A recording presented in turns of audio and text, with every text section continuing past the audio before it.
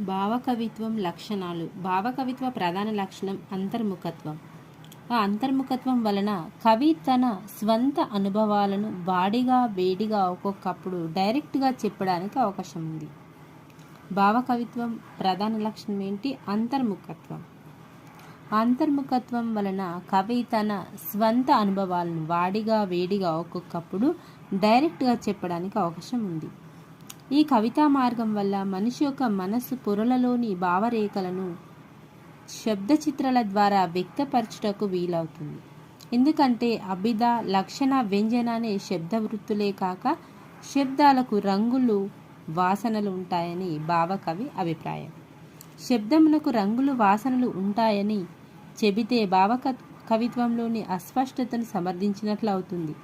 పదచిత్రాల్లోని కొత్తదనం, అనుభూతి, ప్రకటనలోని నవ్యత ఈ రెండు గుణములు భావకవిత్వంను కొంత అస్పష్టంగా చెప్పినది.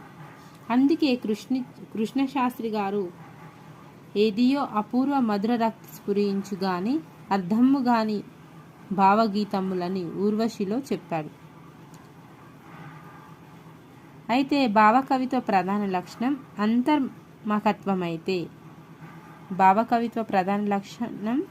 అంతర్ముఖత్వమైతే అంతర్ముఖ లక్షణాలను ఈ విధంగా చెప్పుకోవచ్చు.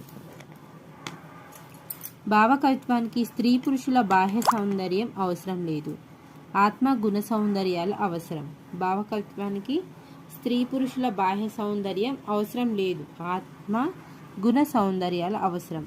భావకవిత్వం ద్వారా కవి తన కలిగిన సుఖదుఖాలను దాపరికం లేకుండా వెలువరించారు. ఒక్కొక్కప్పుడు అవస్థాన భేదాన్ని బట్టి అతని కొన్నంత సహనం ఏర్పడింది.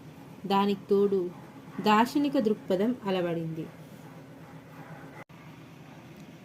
ప్రకృతి వర్ణనలలో బాహ్య విషయాలకు బదులుగా సుకుమారమైన సౌందర్యతత్వాన్ని నిర్దేశించడం జరిగింది.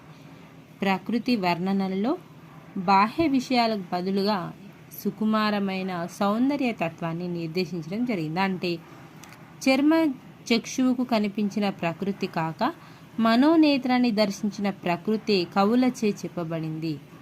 జాతికి సర్వాంగ వికాసం కలిగించే సంప్రదాయ సిద్ధమైన సంస్కార దృష్టి కలిగింది.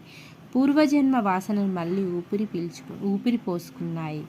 తాను విన్న కన్నా ఏ చిన్న సంఘటనైనా తన హృదయ తంత్రులను జుమ్మనిపించి కవిత్వ రూపంలో వెలువడింది.